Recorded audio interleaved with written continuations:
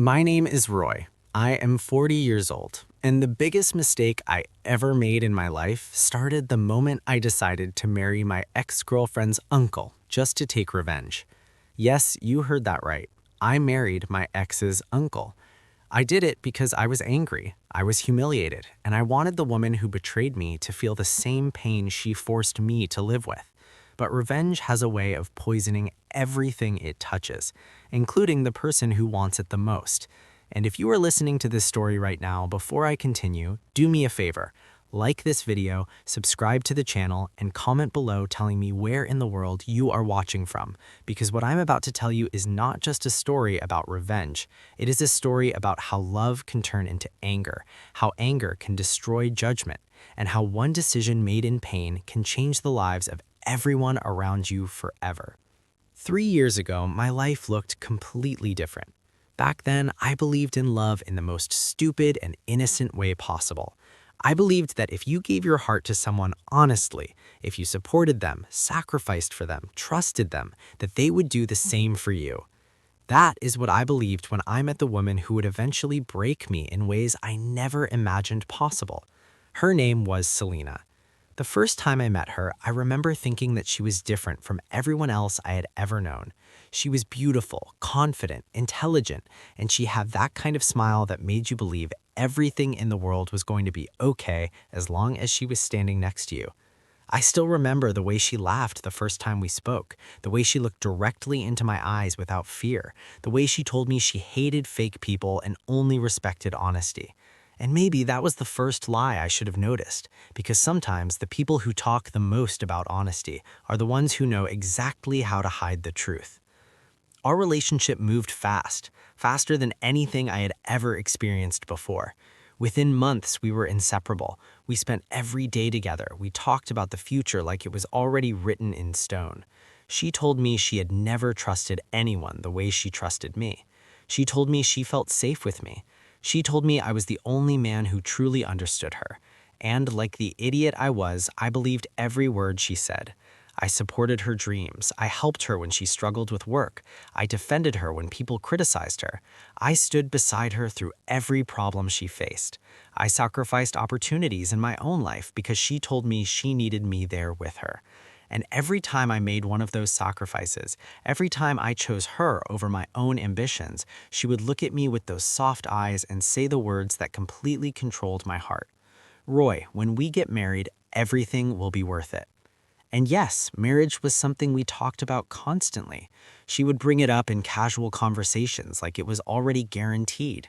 She would say things like, when we get our house, or when we start our family, or when we grow old together. And every time she said those things, I felt proud, like I had found the one person in this world who would stand beside me forever. I started planning a future around her. I started imagining what our lives would look like 5 years later, 10 years later, 20 years later. I started believing that the love I had found was real, strong, unbreakable. And the cruelest part of betrayal is that it never comes slowly. It does not arrive politely. It does not give you warning. It arrives like a knife pushed straight into your chest when you least expect it. The day everything collapsed started like any other normal day. I remember waking up that morning feeling excited because I had planned something special for Selena. I had spent weeks preparing it. I wanted to surprise her. I wanted to show her how serious I was about our future together. I had reserved a beautiful private place, decorated it with flowers, ordered her favorite cake, and I had even prepared a long speech about everything she meant to me and everything I wanted our life together to become. I was going to propose to her that night. I was ready to ask her to marry me. I was ready to give her the rest of my life without hesitation. And maybe that is why the universe decided that was the exact moment I needed to see the truth. I arrived earlier than expected to prepare everything for the evening. I remember walking through the hallway toward the private room I had reserved, and then I heard voices. At first, I did not think anything of it. I assumed the staff was inside preparing something. But then I heard something that froze me completely in place. Selena's voice. She was laughing. Not the sweet laugh she used with me, This was a different laugh, a mocking laugh, a cruel laugh. And before I could even process what was happening, I heard a man's voice responding to her. The tone of his voice was intimate, familiar, comfortable in a way that made my stomach tighten instantly. Something inside me already knew something was wrong, but my heart refused to accept it. I walked closer to the door, slowly, quietly, hoping that somehow I was misunderstanding everything. When I opened that door, my entire world shattered in a single moment. Selena was not alone. She was in the arms of another man. Not just standing next to him, not just talking. She was kissing him, holding him, touching him in a way that made it painfully clear this was not the first time it had happened. For a moment, I could not breathe. I couldn't think. I couldn't even move. I just stood there staring at them like my brain refused to process what my eyes were seeing. The woman I loved, the woman I was about to propose to, the woman who told me every single day that I was the only man she wanted, was standing there betraying me without a single ounce of guilt. And the worst part? When she finally noticed me standing there, she did not look shocked. She did not look ashamed. She looked annoyed. She looked at me the way people look at an inconvenience, not a heartbreak, not a human being whose soul had just been torn out in front of him, but an inconvenience, like I had interrupted something that mattered more than my pain ever would. I remember her adjusting herself calmly, as if what I had seen was something ordinary, something I should have expected, something I had no right to be wounded by. And before I could even force words out of my throat, she gave me that cold stare and said my name in a tired voice, like she was already bored with my suffering. I wish I could tell you she tried to explain or that she at least had the decency to look embarrassed, but no, that would have required a conscience, and in that moment I understood that the woman I had loved for 3 years either never existed or had died long before I found her in another man's arms.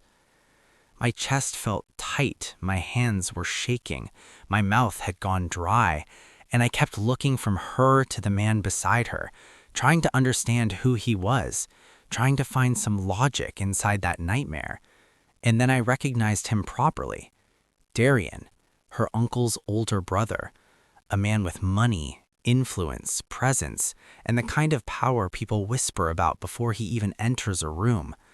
He was older, composed, not surprised to see me at all, and the fact that he looked calm made everything even worse, because that calm told me this was not an accident, not some sudden mistake, not a drunk impulse that got out of hand. This had history. This had comfort, this had familiarity, this had repetition. I was the only fool in that room who still thought I was in a real relationship. I asked her why. That was the first thing that broke out of me. Not anger, not shouting, just one word. Why? That is how shattered I was. I was not even strong enough to hate her yet. I wanted a reason. I wanted a lie, even a stupid one. Just something to hold on to so that the last 3 years of my life would not feel like they had been built on rot. But what she gave me was worse than any confession. She laughed softly, folded her arms, and said I was too emotional, too needy, too predictable, that she had outgrown me a long time ago, and that if I had paid half as much attention to reality as I paid to my fantasies, I would have seen this coming. She said I was a good man, but not an exciting one. A safe choice, but not the man she truly desired. She said I was useful when she needed support, useful when life was hard, useful when she wanted comfort. But a woman like her could not spend her whole life with a man who only knew how to love and not how to dominate the world. She said it all like she was reviewing a weak employee, calmly, efficiently, cruelly, and every word she spoke felt like acid poured into old wounds I did not even know I had. You have to understand something. Betrayal is painful, yes, but humiliation is what makes it unforgettable. The cheating hurt me. The way she spoke to me changed me. Then Darian spoke. And I swear to you, that was the moment my blood turned to fire. He looked at me, not with hatred, not with arrogance even, but with something almost worse than both. Pity. Calm pity. He told me I should leave before I embarrassed myself further. He told me some relationships end long before one person finds the courage to admit it. He told me that maybe what I was seeing was painful, but pain reveals truth, and truth is better than living in a dream. He said it in that deep, steady tone powerful men use when they are used to people stepping aside for them. And I hated him for how composed he was. I hated him for standing there in expensive clothes with his controlled expression while my entire future burned to ash. I hated him because he represented everything I felt I could never be in her eyes. Older, richer, more commanding, more dangerous, more desired. And maybe I hated him most because he did not look like he had stolen anything. He looked like he had merely accepted what came to him, as if my pain was nothing more than a side effect of a choice he had every right to make. It was in that moment that I realized some men destroy your life without ever needing to raise their voice. They do it simply by existing in a world that already favors them. I wish I could say I walked away with dignity. I wish I could say I gave some powerful speech and left them both speechless. But pain does not make you cinematic. It makes you human. It makes you ugly. It makes you weak in ways you later replay in shame. My voice cracked. My face was burning. I asked her if anything in those 3 years had been real. I asked whether every promise, every plan, every late night conversation, every time she cried in my arms, every time she told me she needed me, every sacrifice I made for her, every dream we built together had all been fake. And she answered with the kind of honesty only cruel people use when they enjoy seeing you bleed. She said parts of it were real when it benefited her. She said she did care for me in her own way, but not in the way I imagined. She said love was never enough for her. She needed more. More status, more thrill, more power, more life, more hunger. And she looked me straight in the eyes and told me that if I had truly understood her, I would have known that a woman like her was never going to stay loyal to a man she had already outgrown. I stood there feeling smaller with every second, feeling as though my very existence was being rewritten in front of me. And when I looked at the room around us, at the flowers I had arranged, at the cake, at the place where I had planned to propose, I felt something inside me crack in a way I cannot properly describe even now. It was not just heartbreak, it was the death of the man I had been before that day. I walked out of that room eventually, but I did not really leave. My body moved, yes, but my mind stayed trapped there for weeks. I remember driving without knowing where I was going. I remember pulling over and gripping the steering wheel so hard my fingers hurt. I remember screaming in the car until my throat felt raw. I remember punching the dashboard, not because it helped, but because pain was the only thing that felt honest anymore. When I got home, I sat in the dark for hours, replaying every moment of our relationship, looking for clues, looking for signs, trying to identify exactly when I became the joke in my own love story. That is one of the most brutal parts of betrayal. It does not only wound the present, it infects the past. Suddenly, every memory becomes suspicious. Every sweet moment becomes evidence. Every smile looks rehearsed. Every kiss feels contaminated. And the mind, once broken, becomes a courtroom with no mercy. I put myself on trial every night. Why did I not notice? Why did I trust her so completely? Why did I give so much? Why was I enough to be used but not enough to be chosen? Why did she say all those things if she knew she would discard me the moment someone she considered more powerful came close enough? I asked those questions until sunrise more times than I can count, and no answer ever gave peace. For days, I did not eat properly. For nights, I did not sleep. I would close my eyes and see her in his arms. I would hear her voice telling me I was safe but not exciting, useful but not enough, loving but not powerful. Those words crawled under my skin. They became poison in my bloodstream. I stopped recognizing myself. The mirror showed a man who looked older than his years, a man with anger in his eyes and exhaustion on his face, a A man who had spent 3 years building a home in someone's heart, only to learn he had merely been renting space until the owner found a better buyer. Friends tried to reach me, but I ignored them. Family asked what was wrong, but I said I was just tired. I did not want advice. I did not want comfort. I wanted the impossible. I wanted to erase what I had seen. I wanted to drag time backward. I wanted her to hurt exactly the way I was hurting. That last desire, the desire for balance through pain, is where revenge is born. Not in strength, not in wisdom, in injury, in humiliation, in the unbearable need to transfer agony from your chest into somebody else's life so you can breathe again. Days turned into a week, and then something worse happened. She contacted me. Not to apologize, not to ask forgiveness.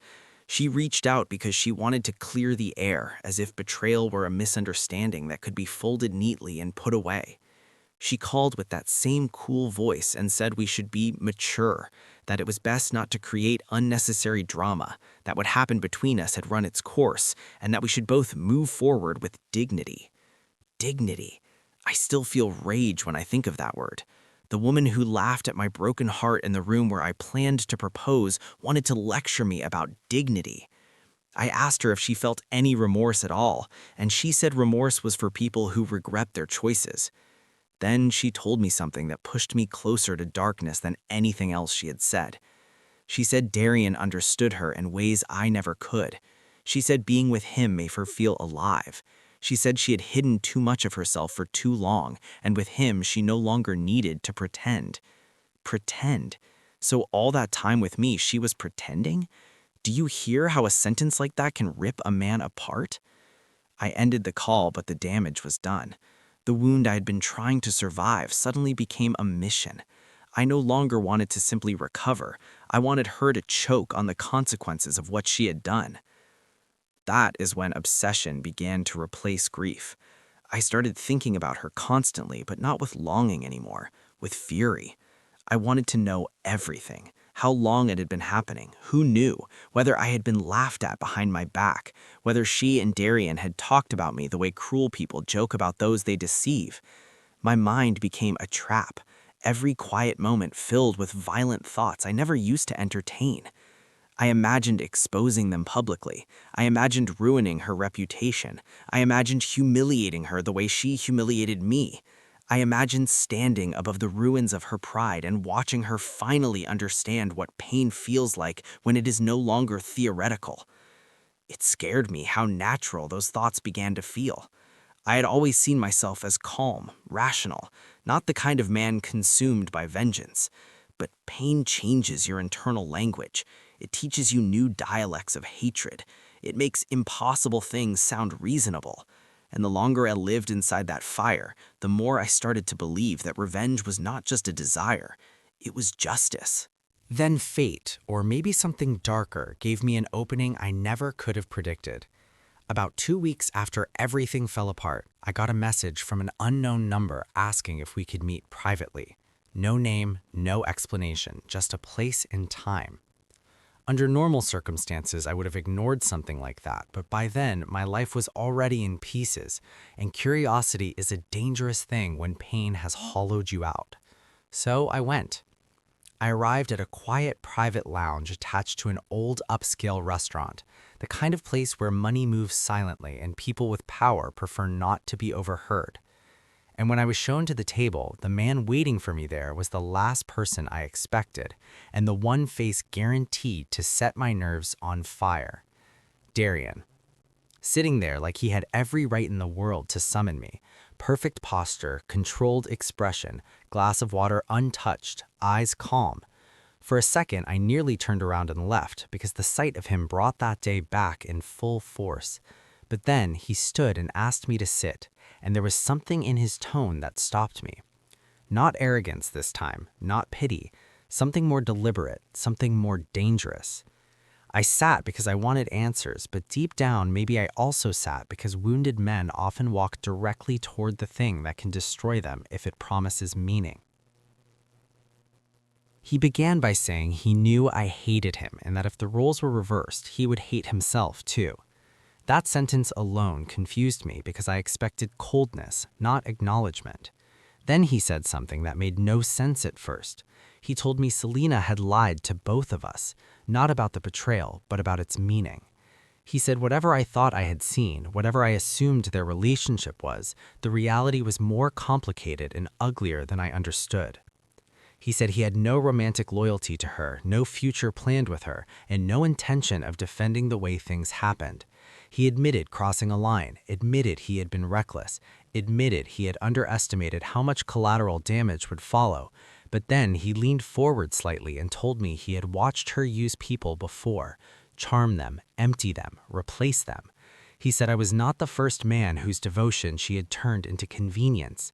He said I had value she could not measure because all she truly respected was leverage. I remember staring at him, anger fighting with confusion, because part of me wanted to throw the glass in his face and part of me wanted to hear the rest. That is the thing about pain. It will make you listen to the devil if the devil sounds informed.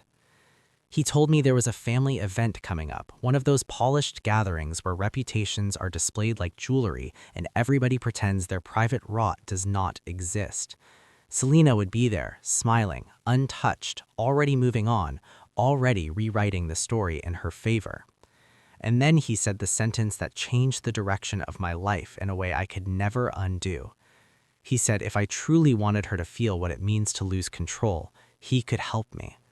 My first reaction was disgust. I asked him what kind of sick game he thought I was interested in. He said this was not a game, this was leverage. He said Selena believed she could use people because she always chose those too soft to push back or too weak to matter. He said the only language she respected was power, and if I wanted justice, I needed to stop thinking like a wounded lover and start thinking like someone willing to rearrange the board.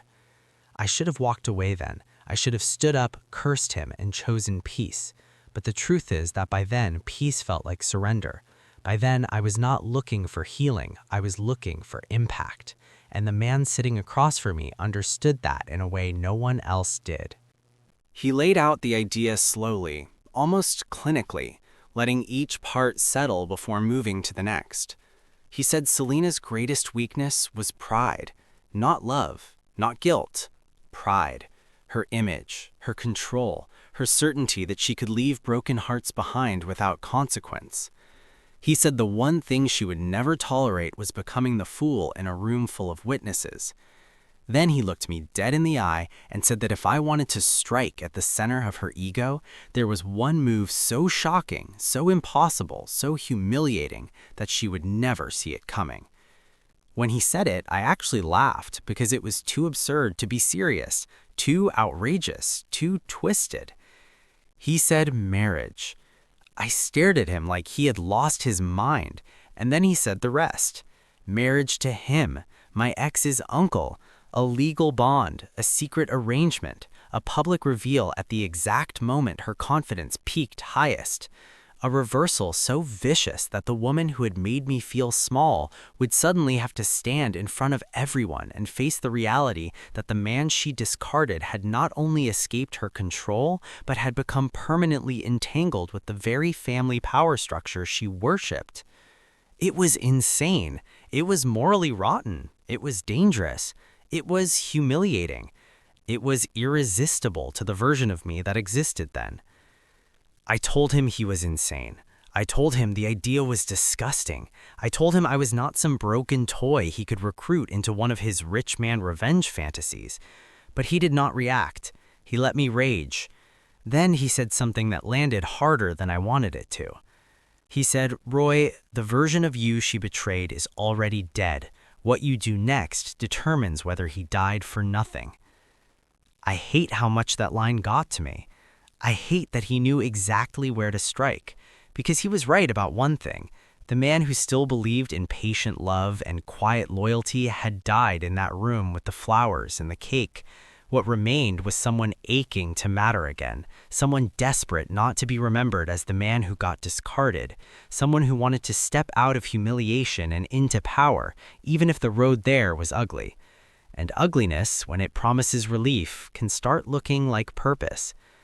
He told me I would not need to decide that second. He told me to think, to imagine the reveal, to imagine her face, to imagine the silence in the room, to imagine what it would mean for her to realize that the man she called weak had become the architect of her worst humiliation. Then he stood, placed his untouched water glass down, and walked away, leaving me alone with the kind of thought that does not simply pass through your mind, it nests there. I wish I could tell you I rejected the idea immediately and never looked back. I wish I could tell you there was still enough goodness left in me to recognize madness when it stood in front of me dressed like opportunity, but I did not reject it. I carried it home like a burning coal in my pocket, and every hour it got hotter. I thought about her words, safe but not exciting, useful but not enough. I thought about how calmly she had erased me. I thought about how easily she had moved on while I was still waking up with grief stuck in my throat. I thought about the life I had nearly built with someone who viewed me as temporary furniture. And then I thought about the reveal Darian described, the impossible cruelty of it, the absolute shock, the complete theft of her narrative, the humiliation. I imagined her standing there trying to understand how the man she had broken had somehow become untouchable in the one way she could never ignore. The fantasy was toxic, but it was effective. For the first time since the betrayal, I did not feel weak. I felt dangerous. That feeling is addictive. Once pain tastes power, it no longer wants comfort. It wants escalation. So I met him again. And that second meeting is where revenge stopped being an emotion and became a plan. When I walked into that restaurant for the second time, the world felt different under my feet. Not better, not lighter, just colder. The first time I had met Darian there, I was a broken man trying to understand why his life had collapsed. The second time, I was something else entirely. I had spent days thinking about his proposal, turning it around in my mind like a blade I could not stop touching even though it kept cutting me. Every hour I tried to convince myself it was insane, immoral, and beneath the person I used to be. And every hour another voice inside me whispered something darker. It whispered that Selena deserved to feel what I felt. It whispered that humiliation was the only language she respected. It whispered that if I walked away quietly, she would go on with her life without ever understanding the damage she had done. That voice grew louder with every memory of her laugh in that room where I had planned to propose.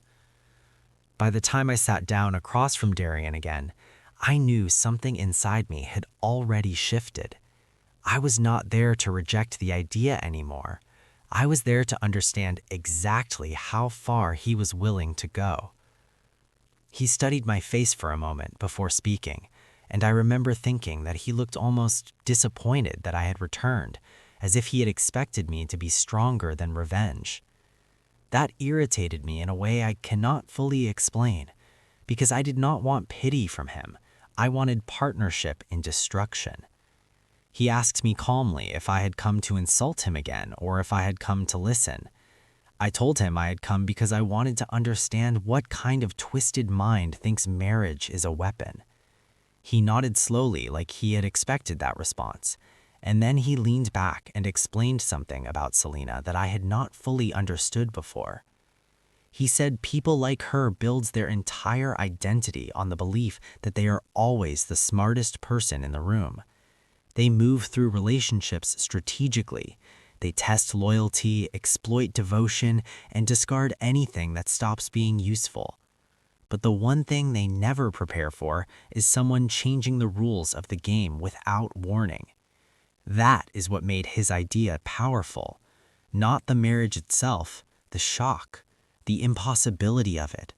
The psychological impact of realizing that the person she had dismissed as weak had suddenly become untouchable in a way she could never manipulate again. As he spoke, I realized something unsettling. He was not angry. He was not emotional. To him, this was not revenge. It was strategy. That difference between us should have scared me more than it did. I asked him why he even cared. That was the question that kept circling my mind.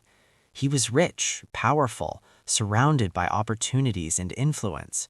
Why would a man like him bother involving himself in the messy heartbreak of someone like me? His answer was not what I expected. He said Selena had been circling his world for years, trying to attach herself to influence wherever she could find it. She studied people, calculated their weaknesses, positioned herself carefully. He admitted that he had underestimated her once, that he had allowed himself to be drawn into her charm during a moment of weakness, but he had recognized something dangerous in her ambition very quickly. According to him, she did not love power. She consumed it. She drained people who trusted her. She made them believe she needed them until something better appeared. Then she left without looking back. When he finished explaining that, he looked at me with something that felt almost like respect and said I had lasted longer with her than most men did. That sentence was meant as a compliment, but it felt like an insult carved into my bones. I told him I still did not understand why marriage had to be part of this. Why not expose her lies directly? Why not reveal the truth and let the consequences fall naturally? He shook his head slowly and said truth alone rarely destroys people like Selena. They survive scandals because they are skilled at twisting narratives. They cry when necessary. They manipulate sympathy. They redirect blame. But humiliation that comes from an unexpected place, humiliation that rearranges the entire social structure around them, that kind of damage sticks. He explained that if we simply exposed her behavior, she would spin it as a misunderstanding or a mutual mistake. But if the man she betrayed suddenly became legally connected to the most powerful branch of her extended family through marriage, the entire situation would become something she could never control. Every person she hoped to impress would see her differently. Every plan she had carefully built would collapse under the weight of that revelation. The elegance of his reasoning frightened me because it meant he had thought about it carefully, perhaps long before I walked into that room the first time. I asked him something else then, something that had been bothering me since the first conversation. I asked him whether this marriage would be real, whether he expected loyalty, commitment, or anything resembling a genuine relationship. His answer came quickly. He said the arrangement would be exactly what I needed it to be: publicly legitimate, privately strategic. He was not asking for love, he was offering leverage. He said I would retain my independence, my dignity, my autonomy. The legal bond would exist purely as a structural shockwave designed to destabilize Selena's carefully constructed world. Once the impact had been delivered, we could decide what happened next: divorce, separation, or simply coexistence. His tone made it sound almost like signing a business contract, and part of me was horrified that something as personal as marriage could be discussed that way. But another part of me, the part still burning from humiliation, began to see the brilliance in the plan.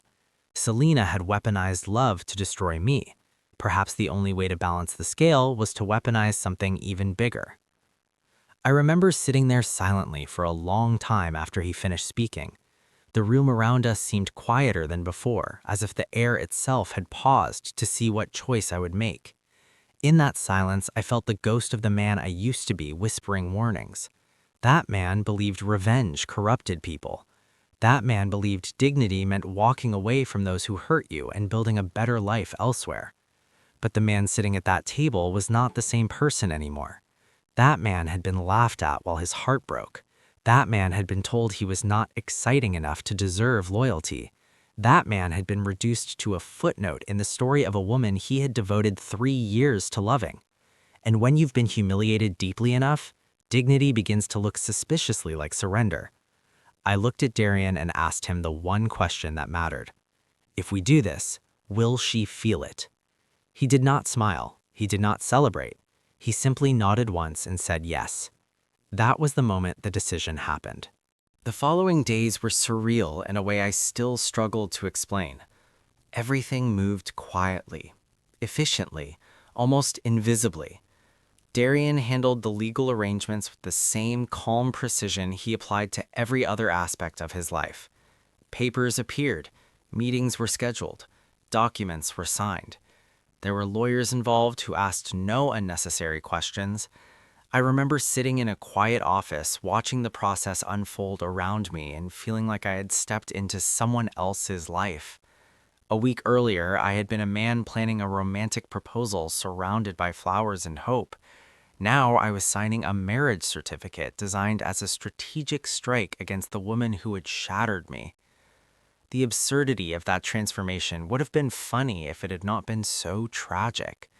But pain has a strange way of making the impossible feel inevitable.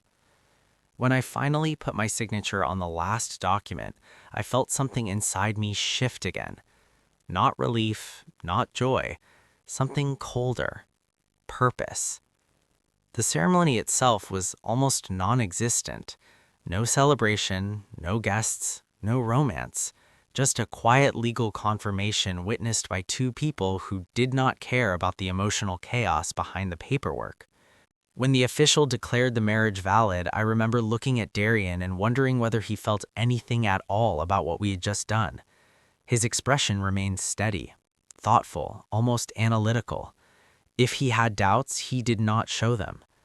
When we walked out of the building afterward, the sunlight felt strangely bright, like the world outside had no idea two people had just created a situation capable of detonating an entire family dynamic. He asked me if I was certain I wanted to proceed with the second phase of the plan, and I told him certainty stopped being part of my life the day Selena betrayed me.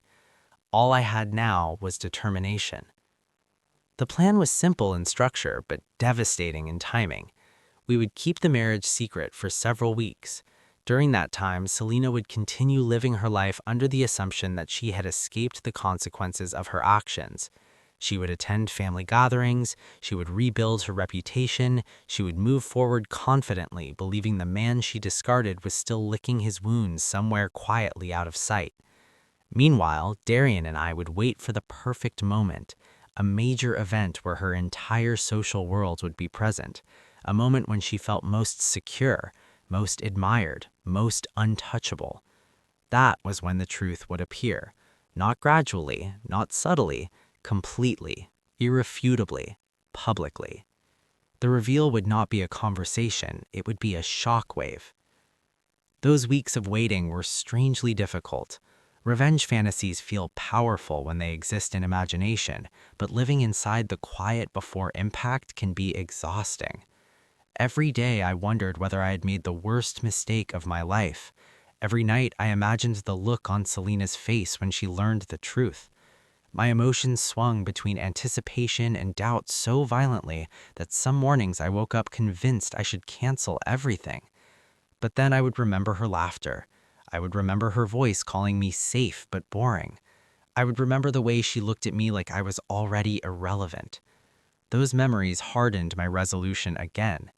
Revenge may not heal wounds, but it gives pain a direction, and direction can feel like purpose when you are drowning. During that time, I also began to notice things about Darian that complicated my feelings about him. He was not the monster I wanted him to be. He was disciplined, thoughtful, surprisingly observant about human behavior. He never pushed me toward anger. In fact, several times he reminded me that revenge often harms the person seeking it as much as the target. Those reminders irritated me because they sounded like warnings coming too late. But I also realized something else. He was not invested in hurting Selena for emotional reasons. For him, this was almost like correcting a disruption in the structure of his family's influence. Selena had positioned herself dangerously close to power. By destabilizing her ambitions publicly, he was restoring control.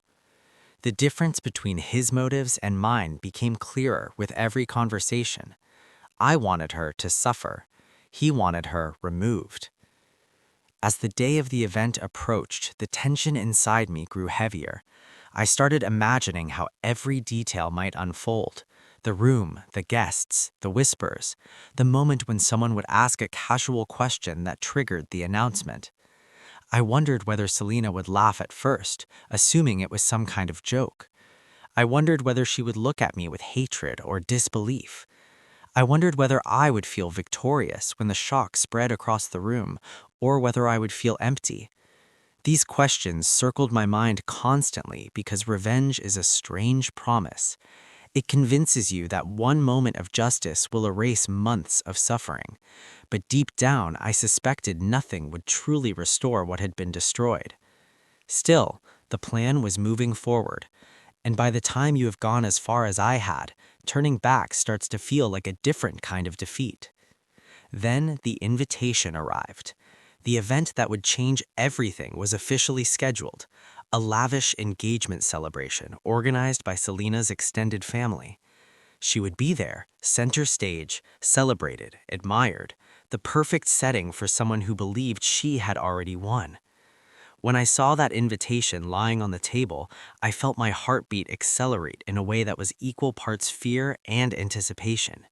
This was it, the moment when the quiet plan would collide with her carefully constructed reality. I remember picking up the card slowly and reading her name printed elegantly across the top. For a second, I almost felt sorry for her, because she had no idea what was about to happen. Then, the memory of her voice telling me I was nothing more than a safe choice erased that sympathy instantly. Some people destroy others without thinking. When consequences arrive, they call it cruelty. But sometimes consequences are simply the mirror they refused to look into. The night before the event, I barely slept. Every possible outcome ran through my mind. What if she laughed it off? What if the family protected her? What if the reveal somehow backfired and I ended up looking pathetic again? Fear is loud before a confrontation, but anger is louder. By sunrise, I had stopped questioning the plan entirely. Whatever happened next, at least I would not be remembered as the man who quietly disappeared after being humiliated. I would be remembered as the man who rewrote the ending. And when evening arrived, when the cars lined the entrance of that enormous venue and the lights inside the ballroom shimmered like something out of a film, I knew the moment had finally come. Selena was inside that room, smiling confidently, and she had no idea that the man she once called safe was about to become the most dangerous surprise of her entire life. The moment I stepped out of the car and looked at that venue, I felt something heavy settle in my chest that was not anger anymore, not even revenge exactly, but something closer to inevitability. The building was glowing with warm lights, expensive cars lined the entrance, people in elegant clothes were laughing and greeting each other like the night belonged to them. And somewhere inside that hall, Selena was probably smiling with the confidence of a woman who believed she had already escaped every consequence of her choices. I stood there for a few seconds longer than necessary, staring at the doors like they were the entrance to a battlefield, and I remember thinking about the man I had been just a few months earlier. That man would have walked into this place with flowers in his hands and love in his heart. The man standing there now had something much darker waiting behind his calm expression. When Darian joined me beside the car, he did not say much. He simply adjusted his jacket, glanced at the entrance, and asked quietly if I was ready. I told him readiness stopped mattering a long time ago. What mattered now was that the moment had arrived. When we entered the ballroom, the atmosphere was exactly what you would expect from a celebration built around status and admiration. Music floated softly through the air, people held glasses of expensive champagne, conversations overlapped in polished tones, and everywhere I looked there were faces wearing that confident smile people use when they believe they are standing on the winning side of life. I recognized some of the guests immediately, friends of Selena's family, business associates, distant relatives who appeared whenever wealth gathered in one place. They did not notice me at first, which was exactly how the plan was designed. I moved through the room quietly beside Darian, listening to fragments of conversations drifting past me, and every sentence made the tension inside me tighter. People were praising Selena, complimenting her charm, talking about how well she had handled the end of our relationship. I even heard someone say that she had been patient and kind with me despite my emotional weakness. That comment made something ugly twist inside my stomach, because even after everything she had done, she had somehow managed to rewrite the story in her favor. Then I saw her. She was standing near the center of the room, surrounded by people who clearly wanted her attention. She looked exactly the way she always did when she believed she had complete control over the world around her. Perfect posture, perfect smile, perfect confidence. The dress she was wearing shimmered under the lights, and for a moment I almost forgot why I was there. Memory can betray you like that. It will show you the person you once loved even when you know that person was never real. Watching her laugh with those guests felt like staring at a ghost from a life that had already burned down. But the longer I watched, the more the anger returned. She was comfortable, untouched, free from consequence. That image hardened my resolve again. I leaned closer to Darian and asked quietly if everything was ready. He nodded once. The calm in his eyes was almost unsettling, because for him this was simply the execution of a decision made weeks earlier. The event progressed slowly at first. Speeches began, family members thanked the guests for attending. Compliments were exchanged about success, prosperity, and the bright future waiting for Selena. I listened to every word with growing tension because I knew the longer the celebration continued, the higher her pride climbed and the more dramatic the fall would become when the truth appeared. There is a strange cruelty in timing. If the reveal had happened early in the evening, it would have shocked people, yes, but it would not have carried the same weight. Darian understood something about human psychology that I had not considered before. The longer people praise someone publicly, the harder the collapse feels when reality interrupts the narrative. So we waited, we watched, we let the applause build. Eventually, Selena herself stepped forward to address the room. When she began speaking, the entire hall quieted immediately.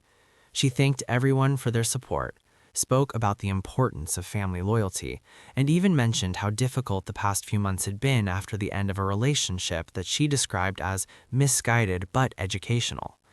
Hearing her talk about our history that way felt like someone dragging a knife slowly across my ribs. Misguided, educational, as if my devotion had simply been a chapter she outgrew. She spoke with perfect confidence, her voice steady, her smile warm, and I realized that if tonight passed without interruption, she would walk away from that stage believing she had completely rewritten the story of our lives. That realization made the next part easier. When her speech ended, the applause was loud and enthusiastic. People stood up, glasses were raised, compliments filled the air again. That was the moment Darian stepped forward. His presence changed the atmosphere instantly because everyone in that room understood his influence. Conversations stopped almost immediately. Even Selena looked surprised to see him approaching the center of the room. For a moment, she seemed uncertain whether to greet him warmly or cautiously because she knew his approval mattered in that environment. Darian did not rush. He waited until the room had completely quieted before speaking. His voice carried easily through the hall without needing a microphone, and every word landed clearly. He began by congratulating Selena on her evening and acknowledging the impressive gathering of friends and relatives around her. His tone was polite, respectful even, which confused people at first. Several guests nodded approvingly as if expecting him to offer some powerful endorsement of her future. Then he said something that made the silence heavier. He said that events like this remind him how quickly narratives can shift depending on who controls the story. At that point, some people began glancing around, unsure where the conversation was going. Selena laughed lightly and asked if he had come to offer a speech or a riddle. Darian looked at her calmly and replied that sometimes the truth arrives disguised as a surprise. That was when he reached for my hand. The movement itself was simple, but the effect it created inside that room was immediate and explosive. Conversations stopped entirely. Several people leaned forward in confusion. Selena's smile froze for a fraction of a second, the first crack in her confidence anyone had seen that evening. Darian did not rush the moment. He let the silence grow thick enough that every person in the hall felt it pressing against their curiosity. Then he spoke the sentence that shattered the illusion she had built around herself. He said that while everyone in the room believed they were celebrating Selena's future tonight, there was actually a piece of news they had not yet heard. He said that sometimes relationships end because they were never meant to last, but occasionally those endings create unexpected new beginnings. Then he turned slightly so the entire room could see us clearly and announced that several weeks earlier he had legally married the man Selena once described as her former partner.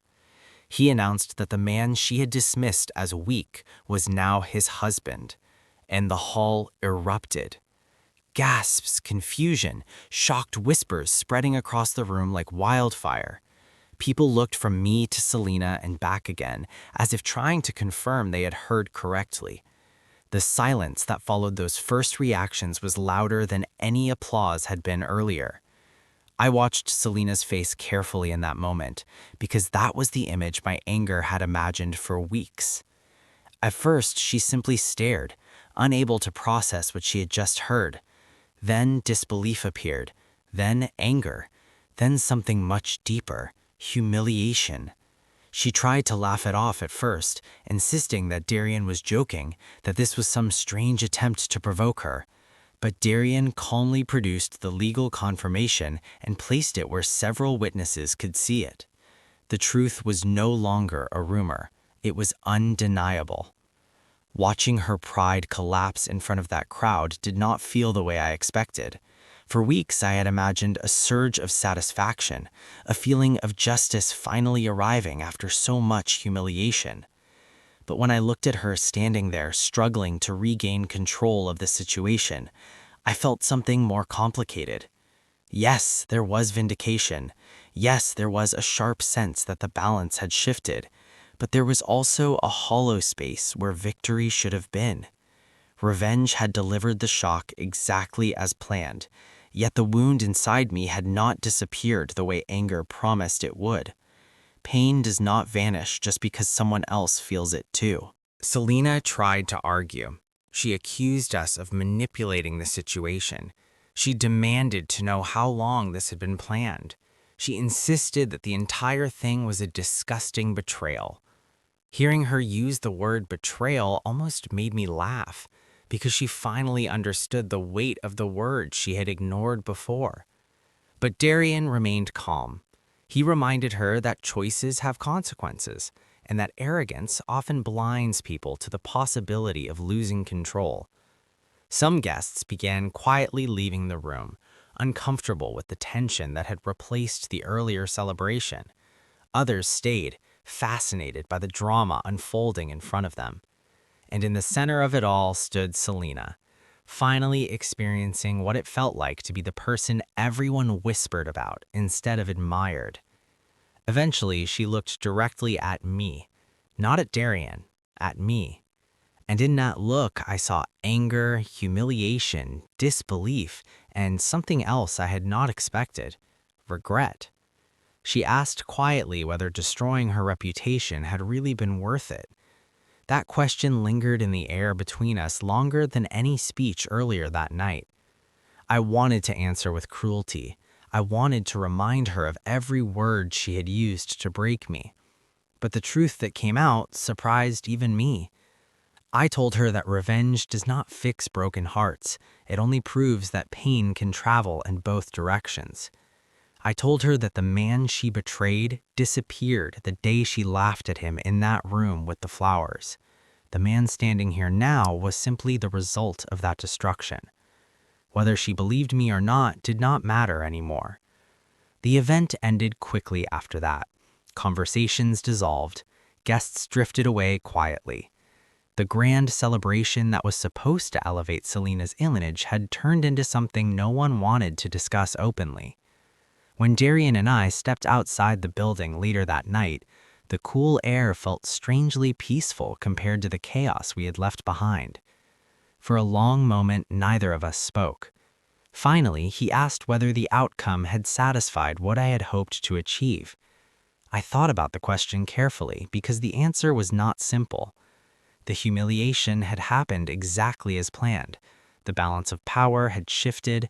Selena would never again look at me as the weak man she had discarded. But the emptiness inside me had not disappeared the way revenge promises it will. I told her the truth. Revenge closes a chapter, but it does not rewrite the story that came before it. The love I once had was still gone. The man I used to be was still gone. But at least the illusion that she could destroy someone without consequence was gone too. And maybe that was enough. That night, I realized something important. Pain can turn you into someone capable of terrible decisions. Anger can convince you that justice and revenge are the same thing. But eventually, every person must decide whether they will remain trapped in the moment that broke them or walk forward into something new. Marrying my ex's uncle did not repair the damage Selena caused. It simply forced the truth into the open where everyone could see it. What happens after that is the part of the story that belongs to the future. And if you've listened to this entire story, remember something from my mistake. Betrayal can make revenge feel like the only answer, but revenge is never the end of pain. It is only the moment you realize that healing requires something much harder than anger.